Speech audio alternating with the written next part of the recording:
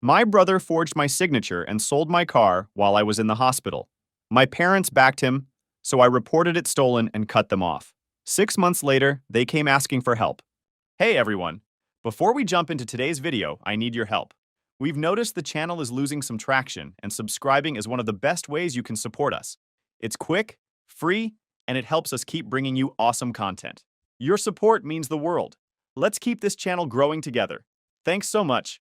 Now let's start the video. Hey Reddit, long-time lurker, first-time poster. Never thought I'd be sharing my family drama online, but here we are. My brother stole my car while I was in the hospital, recovering from a stroke. Then he forged my signature and sold it to take out a $30,000 loan. My parents backed him up. Here's how it went down.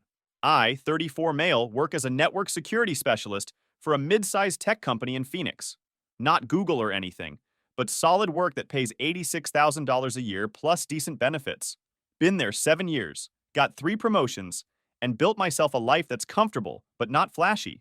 Studio apartment downtown, 2019 Dodge Charger paid off last year, and enough in savings that I don't sweat surprise expenses.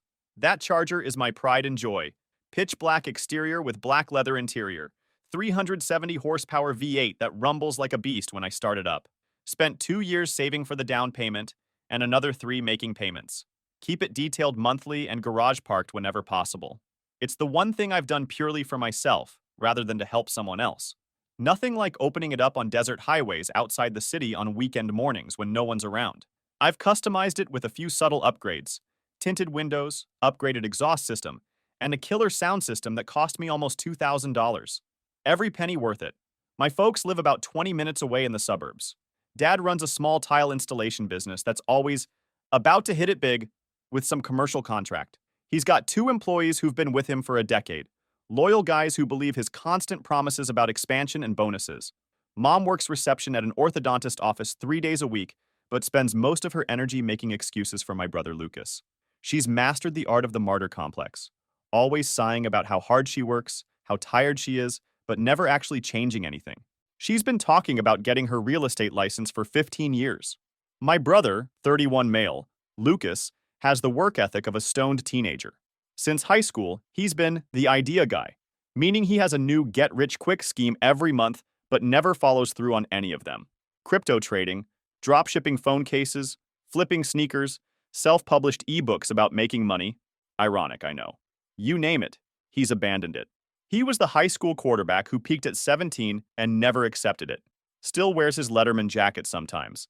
Still talks about that game against Westview, like anyone gives a damn. His Instagram is filled with gym selfies and motivational quotes he didn't write. Entrepreneur, investor, visionary is his bio, despite having never succeeded at any of those things. Meanwhile, I've been the family bank since I got my first real paycheck. Dad's truck breaks down? Call Ian. Property taxes due and they're short? Ian will cover it. Lucas needs startup capital for his latest bullshit venture?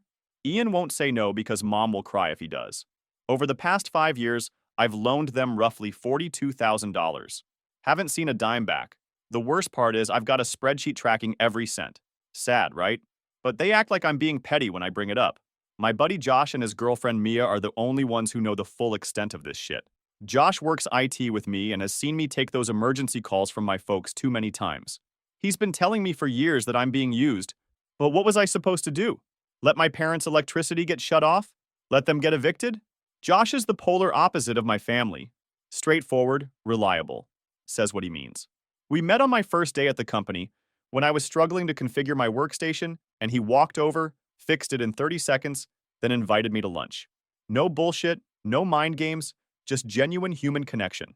7 years later, he's still the same guy. The breaking point wasn't even financial. It was Thanksgiving last year. I busted my ass cooking a whole spread because mom said her back was acting up. Spent $200 on groceries. Woke up at 5 a.m. to start the turkey. Lucas showed up 3 hours late, high as a kite, ate half the food, then started bragging about the $700 he'd spent on concert tickets the weekend before. The same weekend, he told me he couldn't repay the $1,200 I'd loaned him for car repairs because he was really struggling. I nearly lost it right there, but instead, I just went quiet, and I started planning my exit. The drive home that night was cathartic. For the first time, I allowed myself to imagine cutting them off completely. No more emergency calls, No more guilt trips.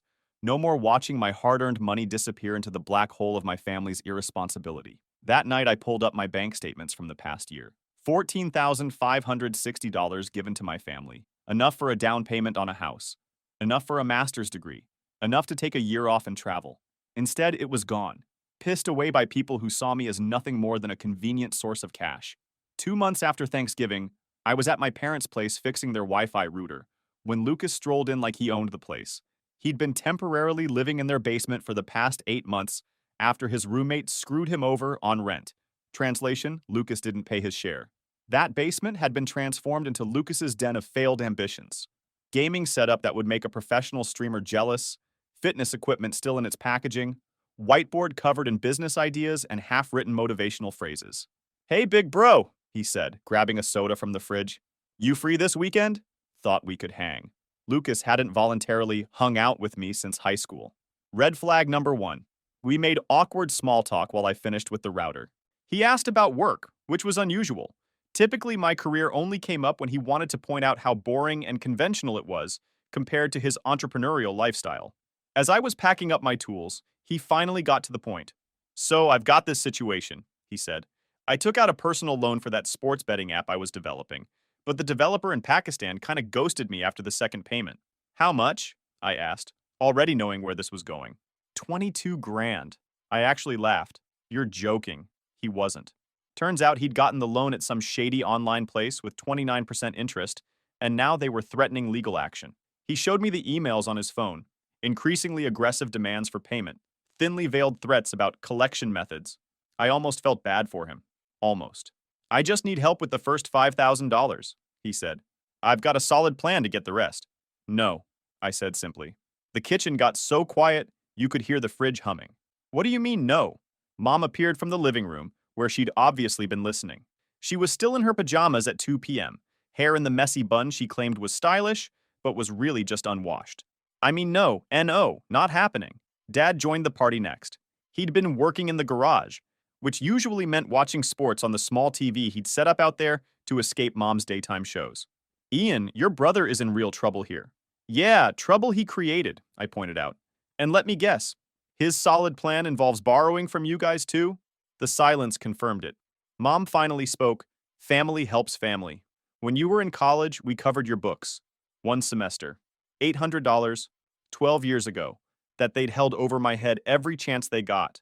Meanwhile, they'd paid for Lucas's entire associate degree that he never finished, bought him 2 cars, and covered his rent multiple times. I've given this family over $40,000, I said, none of which has been paid back. So no, I'm not giving Lucas 5 grand for a loan he took out for a business that never existed." Lucas's face went red. "Just because you waste your life in a cubicle doesn't mean some of us aren't trying to build something real?" That hit a nerve. I passed up a job offer in Seattle with a 30% pay bump 2 years ago because Dad had been diagnosed with early-stage prostate cancer and they needed me around. Dad, who was now standing there, letting Lucas call my career a waste. Dad, whose medical bills I'd helped pay because their insurance was garbage. Build something real? I laughed. Name one thing you've finished in the last decade. He couldn't. Instead, he stormed out to the backyard like he always did when confronted with reality. I left with Mom shouting that I'd changed and become selfish and materialistic, rich coming from people who only called when they needed cash. On the drive home, I called Josh and filled him in. He suggested we meet up at this taco place we both liked. When I got there, he was already at a table with Mia. "Intervention time," Mia said, sliding a folder across the table. Inside was a printout of my bank statements for the past 2 years, with every transfer to my family highlighted in angry red. Seeing it laid out like that, page after page of financial bleeding, made my stomach turn. "This isn't normal, Ian," Josh said. "This isn't what family is supposed to be." He was right, but breaking free of decades of conditioning isn't easy. I'd been programmed since childhood to be the responsible one, the fixer, the provider. My parents had drilled into me that family obligation was sacred, while simultaneously teaching Lucas that family was a resource to be exploited. "What would you do if you weren't supporting them?" Mia asked. I didn't have an answer. I'd never allowed myself to think that far ahead. The Cold War lasted about 3 weeks before my mom's birthday rolled around. I still showed up with flowers and a gift card to her favorite restaurant. Lucas was there with his new girlfriend, Amber. She looked uncomfortable the whole time, like someone who'd shown up to a party where everyone was fighting but trying to pretend they weren't. She was clearly out of Lucas's league, poised, intelligent, with the kind of quiet confidence that comes from actual accomplishment rather than bluster. I caught her watching him with a slightly puzzled expression several times, like she was trying to reconcile the man she thought she was dating with the man-child in front of her. The passive-aggressive comments started before I'd even taken off my jacket. "Oh, Ian brought a present. He can afford to, with no family responsibilities." "Ian, how's that soulless corporate job? Still making you work weekends?" I bit my tongue until dessert when Lucas dropped the real bomb. He and my parents had been discussing options for his debt situation. The solution? My parents would take out a home equity loan to cover Lucas's debt, and I would co-sign because their credit wasn't great. I almost choked on my cake. "Are you out of your minds?" "It's just a signature," Dad said. "We'll make all the payments." He said this while sitting in a house with a mortgage I'd helped them refinance 3 years ago when they fell behind on payments. The same house where they'd tapped the equity twice already for urgent repairs that somehow never materialized into visible improvements. With what money? The money you're constantly borrowing from me? "Not everything's about money, dude. Some of us actually value family," Lucas said. The audacity of this statement, coming from a man who only contacted me when he needed cash, was staggering. I felt something snap inside, like the quiet failure of a load-bearing wall that's been stressed too long. I lost it. Value family? You're a 31-year-old leech living in your parents' basement, driving the car they bought you, eating the food they pay for, while you chase pipe dreams and rack up debt that you expect everyone else to clean up. Where's the value in that? Amber looked like she wanted to sink through the floor. Dad told me I needed to calm down. "I'm done," I said, standing up. "Don't call me for money again. Any of you." As I was leaving, Amber followed me out to my car. "For what it's worth," she said quietly, "Lucas told me you were jealous of him, that you've been trying to sabotage his businesses." I laughed. "There are no businesses to sabotage." She nodded. "I'm starting to see that. He also told me he owns that Charger you're driving, that he just lets you use it." That was a new low, even for Lucas. "I've got the title and payment records that say otherwise." I figured. She glanced back at the house. "Is he always like this?" "For as long as I can remember." 2 days later, she texted me that she'd broken up with Lucas and thanks for the reality check. At least someone in this story was making good decisions. I spent the next week in a strange limbo. Part of me felt guilty for blowing up at my family.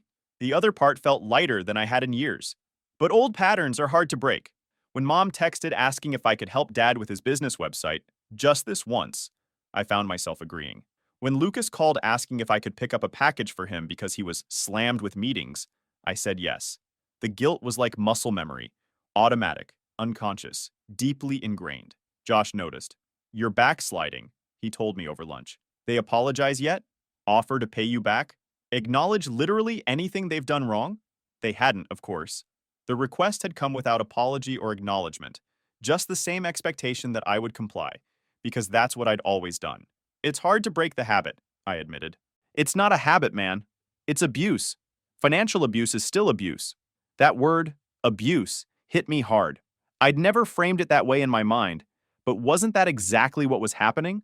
Wasn't I being manipulated, exploited, and emotionally blackmailed by the people who were supposed to love me most? Then came the real shitstorm. A month after the birthday disaster, I was in the middle of a client call when my vision went blurry. At first, I thought it was just my monitor, but then the room started spinning and my chest felt like someone had parked a truck on it. My cubicle neighbor, Sophia, found me collapsed on the floor. I vaguely remember her calling 911, then nothing until I woke up in the ER with an oxygen mask on my face and Josh sitting beside me looking terrified. Sophia was there too, looking worried. We'd flirted occasionally at work happy hours, but I'd always been too consumed with family drama to pursue anything.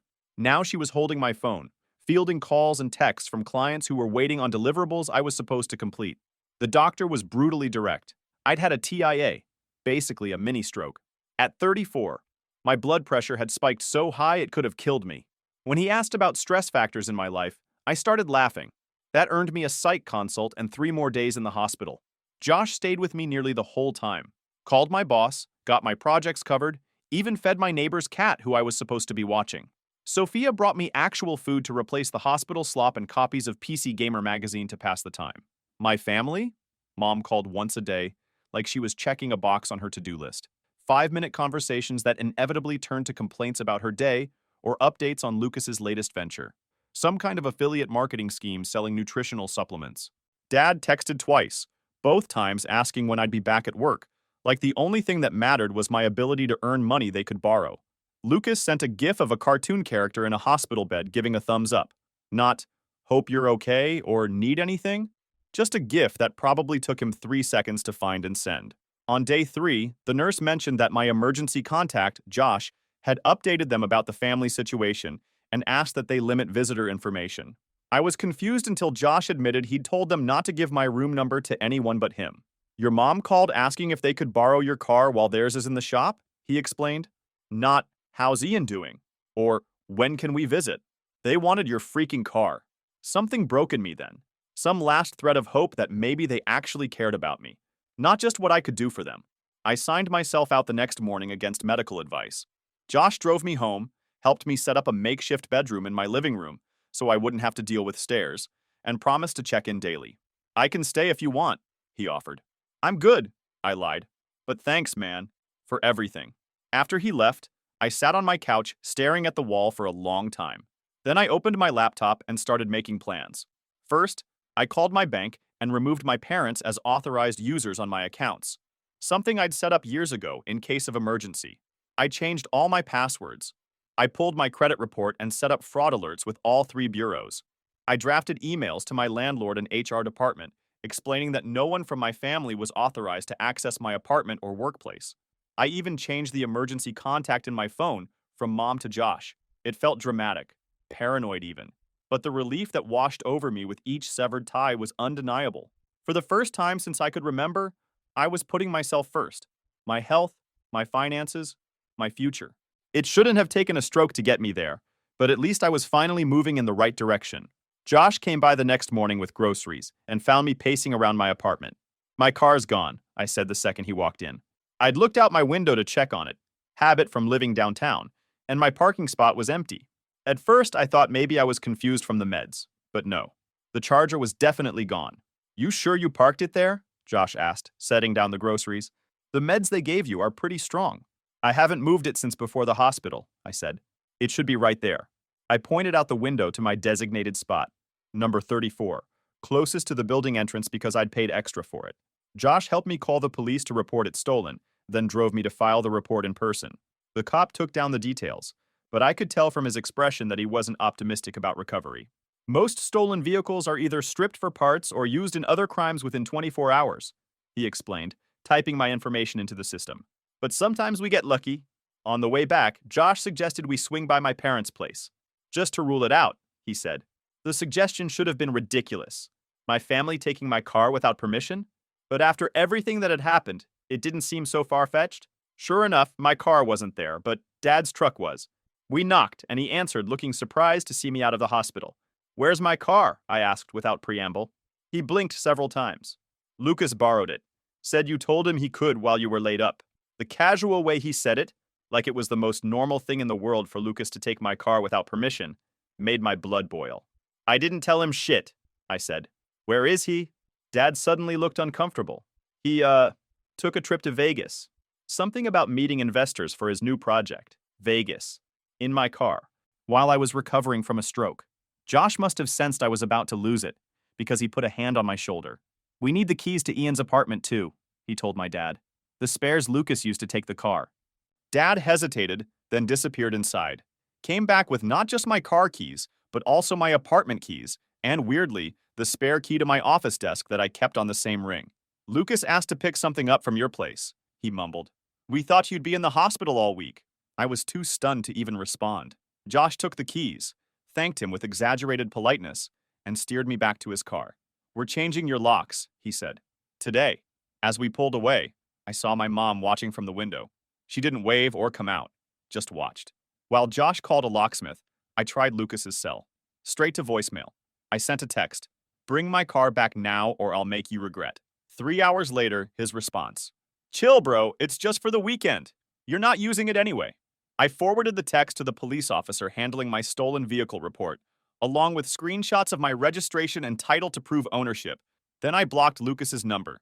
The locksmith came that afternoon, a grizzled guy named Pete, who didn't ask questions when I told him I needed all my locks changed immediately. While he worked, I inventoried my apartment, trying to figure out what else Lucas might have taken. My gaming console was still there. TV, laptop, expensive headphones, all untouched. But when I opened my filing cabinet, I knew something was wrong. The folders were slightly out of order, and my passport wasn't where I always kept it. Further digging revealed more missing items: my birth certificate, social security card, recent tax returns, and several bank statements. Not things a typical thief would take, but exactly what someone would need to steal my identity. Josh's girlfriend Mia works at First Arizona Bank. She's always been cool, smart, direct, doesn't tolerate bullshit. The kind of person who'd make a terrible politician but a great friend. The day after we discovered my car was gone, she called Josh while I was at his place getting ready to go file additional police reports. "Put me on speaker," she said when Josh told her I was there. "Ian, did you co-sign a loan with Lucas last Thursday? For $30,000? My blood ran cold. Number absolutely not. Why? She was quiet for a moment. I legally can't give you specifics, but hypothetically, if someone processed a loan application with your social security number last week, you should check your credit report immediately. I did. There it was. A brand new $30,000 personal loan from a bank across town, opened the day after I went into the hospital. The credit inquiry had come through while I was unconscious in the ER. Josh drove me straight to the police station, where we filed identity theft charges. Then to the bank, where I spoke with their fraud department. They pulled the application. There was my signature, clearly forged, along with copies of my driver's license, social security card, and recent pay stubs. The forgery wasn't even good. Anyone who'd seen my actual signature would have spotted the difference immediately, but they hadn't bothered to check against previous documents, just verified the social security number and processed the application. The bank manager looked genuinely sorry as he showed me the documents. These looked legitimate. The notary stamp is real. We called to verify. "Let me guess," I said. "The notary is Barbara Wilkins on Hampton Street?" He checked and nodded, surprised. "She's my mother's best friend." The pieces were falling into place. Lucas had used my keys to get into my apartment, stolen my personal documents, forged my signature, and had his forgery notarized by a family friend who probably thought she was just helping out. The bank promised to investigate and freeze the funds that hadn't been spent yet, about $18,000 of the original $30,000. The rest was gone, vanished into the black hole of Lucas's perpetual financial disasters.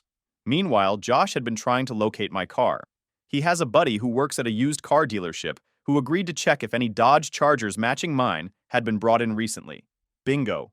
My car had been used as a trade-in at Downtown Motors 3 days earlier. The person who traded it in? Lucas Johnson, my brother. He'd walked out with a used BMW and $4,000 in cash. I was beyond furious, beyond betrayed. This wasn't just taking advantage anymore. This was criminal. We drove to the dealership where the manager initially tried to stonewall us. But when I mentioned police reports, stolen vehicle alerts, and fraud charges, his tune changed quickly. He pulled the paperwork from the trade-in. There was my car title with another forged signature transferring ownership to Lucas, and Lucas's signature trading it in for the BMW and cash. The title transfer was dated 2 days after I went into the hospital. My brother had been planning this, waiting for the perfect opportunity when I'd be unable to stop him. "Where's the BMW now?" I asked. The manager shrugged. "Not my problem once it leaves the lot." Josh put a hand on my shoulder again. He'd been doing that a lot lately, probably worried I'd have another stroke. "We'll find it," he said. And him. We didn't have to look far. That evening, my parents called. Could I please come over? There had been a misunderstanding they wanted to clear up. I went, with Josh, a digital voice recorder in my pocket, and zero intention of making this easy for them. All 3 of them were waiting in the living room. Mom looked like she'd been crying. Dad looked grim. Lucas looked nervous. Good. A shiny black BMW was parked in the driveway. No one spoke as Josh and I sat down across from them. The silence stretched uncomfortably, until finally Dad cleared his throat. "There's been a situation," he began. "A situation," I repeated flatly. "You mean the grand theft auto? The identity theft? The fraud? Which situation are we discussing?" Lucas leaned forward. "Look, I was going to tell you. I just needed to handle some things first. Like stealing my car, forging my signature, taking out a loan in my name." Mom jumped in. "We know how it looks, but Lucas had a good reason for committing multiple felonies?" I cut her off. "This should be interesting." She flinched like I'd slapped her. The old me would have immediately apologized, backed down, tried to smooth things over. The new me just waited. "I was going to pay it back." I just needed capital for this real estate deal. It's a sure thing, 300% return in 6 months. I stared at him. You're unbelievable. The real estate deal, as he eventually explained, involved investing in pre-construction condos in Dubai that he'd never seen through a developer he'd never met, based on a tip from someone he'd connected with on a cryptocurrency forum. It was such a transparent scam that it would have been funny if it hadn't involved my stolen identity and car. Mom jumped in. Honey, we know Lucas made a mistake. A mistake? Mom, he committed multiple felonies. Against me. Your other son. The one who's been covering your mortgage for years. Which we appreciate, Dad said quickly. And we'll make this right. Lucas will sell the BMW, pay back the loan. The BMW that he bought with my stolen car?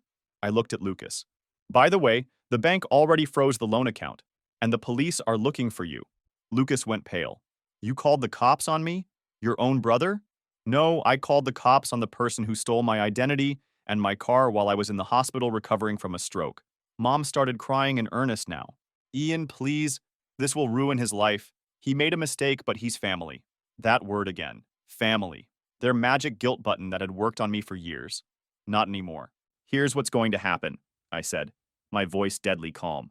Lucas is going to sign a confession admitting what he did. He's going to return every cent of the money he stole. He's going to surrender to the police voluntarily, and you two are going to stop enabling him. Or, Dad asked, a challenge in his voice, or I press charges for everything. Grand theft auto, identity theft, fraud, forgery. With the evidence I have, he'll go to prison for years. And I'll sue all three of you civilly for every cent you've got. Lucas jumped up. You can't prove I did anything. It'll be your word against mine. Josh, who'd been silent until now, pulled out his phone. Actually, the dealership has you on security camera trading in Ian's car. The bank has footage of you withdrawing cash from the fraudulent loan. And the notary has already admitted she stamped the documents as a favor to your mom without Ian being present. The color drained from Lucas's face. You involved Mom in this? I asked, genuinely shocked.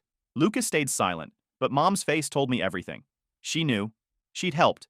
It was the final betrayal. I stood up. I'll have my lawyer contact you tomorrow with paperwork. You have 24 hours to decide. As Josh and I walked to the door, Dad followed us. Son, please. We can work this out as a family. We're not family anymore, I said. You're just people I used to know. In the car, Josh didn't speak for a long time. Finally, he said, You okay? I will be, I said. And for the first time in a long time, I believed it. Lucas turned himself in the next day. The confession he signed was comprehensive, detailed enough that the DA offered him a deal. 3 years probation, restitution of all stolen funds, and felony charges on his record. No jail time, which was more mercy than he deserved. The legal process was tedious, but necessary. I spent hours in bland government offices giving statements, signing affidavits, and explaining the same story to different officials with varying degrees of interest. The detective assigned to my case was surprisingly sympathetic. Family cases are the worst, she told me. Strangers can rob you, but only family can betray you. My car was returned from the dealership, though Lucas had put almost 1,000 miles on it in the few days he had it. The BMW went back too, with financial penalties for the fraudulent trade-in. The dealership wasn't happy, but they were more afraid of being accessories to Grand Theft Auto than they were of losing the deal. When I got the Charger back, it wasn't the same. The new car smell had been replaced with the stench of cheap cologne and fast food. There were mysterious stains on the leather seats. The custom floor mats I'd splurged on were gone, replaced with generic rubber ones. The careful detailing I'd maintained was destroyed by sloppy driving and neglect. I spent a weekend cleaning it inside and out, trying to reclaim what had once been my pride and joy. I moved across town to a secure building with cameras and a doorman, changed my phone number, email addresses, even switched banks. Josh helped me set up credit monitoring and identity theft protection. Too late, but better than nothing. The new apartment cost more, but the security was worth every penny. Keycard access, 24-hour concierge, security cameras in all common areas.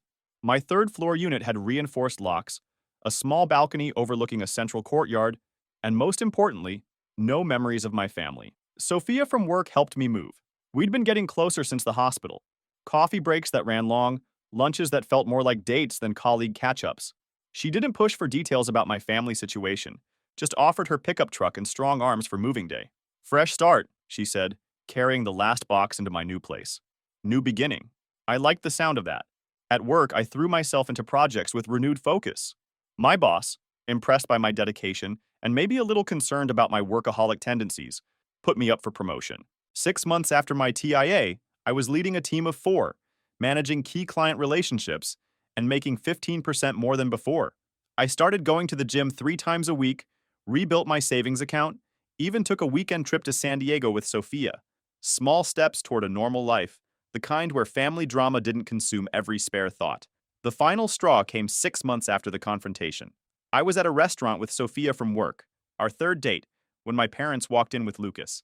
They spotted me immediately and made a beeline for our table. "Ian," Mom said, her voice trembling, "please, we need to talk." "We're having dinner," I said. "Please leave." "Your father lost the business," Mom continued as if I hadn't spoken. "The house is in foreclosure. Lucas can't find work because of what you did." What I did? I couldn't believe what I was hearing. "If you'd just helped him with that loan in the first place, none of this would have happened," she hissed. The restaurant had gone quiet around us. Lucas stood slightly behind my parents, looking thinner and shabbier than I remembered. The cockiness was gone, replaced with something that might have been shame if I believed he was capable of that emotion. "We're family," Dad said quietly. "Despite everything, we need you, son." I looked at each of them in turn. Mom with her manipulative tears, Dad with his stubborn pride, Lucas with his practiced hangdog expression that had gotten him out of trouble his whole life. "No, I won't help you. This isn't my fault."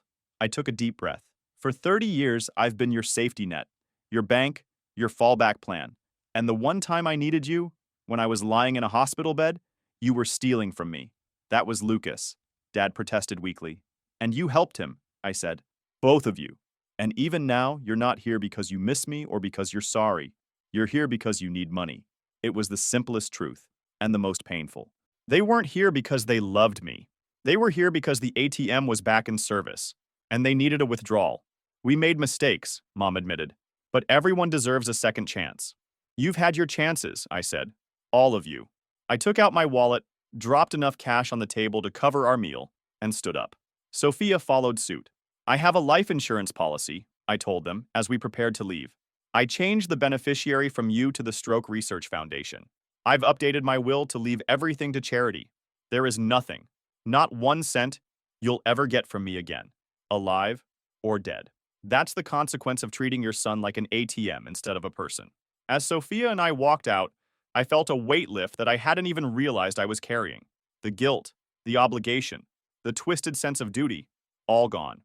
2 weeks later, I accepted a job offer in Denver, a 40% salary increase, and a chance to head up my own department. Sophia decided to apply for a transfer to the Denver office of her company. The distance wasn't just about career advancement, it was about creating physical barriers to match the emotional ones I'd established. It was harder for them to show up at my workplace or apartment if they had to cross state lines to do it. Family isn't about DNA. It's about who shows up when you're at your worst. It's about love that doesn't come with a price tag. I've built a new family now, one that's earned the title.